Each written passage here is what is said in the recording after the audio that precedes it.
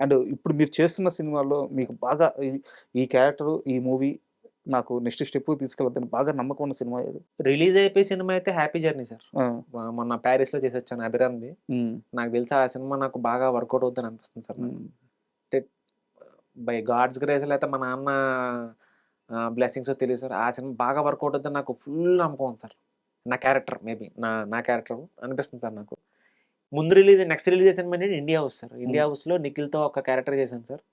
MPT ఆచార్య గారని చెప్పి already India అప్పుడు మన బ్రిటిష్ వాళ్ళతో తిరుగుబాటు చేసిన మూమెంట్‌లో అప్పుడు ఒరిజినల్ క్యారెక్టర్ సార్ అది. హ్మ్. ఒరిజినల్ క్యారెక్టర్ నేను పోర్ట్రే చేశాను సార్ నేను.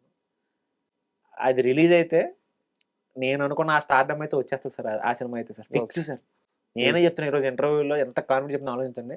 అదొక రిలీజ్ అయితే నెక్స్ట్ లెవెల్ సార్ నాకు. ఎందుకంటే ఈ 'రామ్ చరణ్' గారు, యూవీ క్రియేషన్స్ మన ఎవరు 'రామ్ చరణ్' గారు, యూవీ క్రియేషన్స్ తర్వాత అభిషేక్ అగర్వాల్ సార్ ఆ! మొత్తం. వీళ్ళు ముగ్గురు ప్రొడ్యూసర్లు సార్ దానికి. అబ్బా! అది 100,00,00,000 సినిమా ప్రాజెక్ట్ సార్ అది. అది గాని రిలీజ్ అయితే మనం నాకింక చెప్పక్కర్లేదు సార్.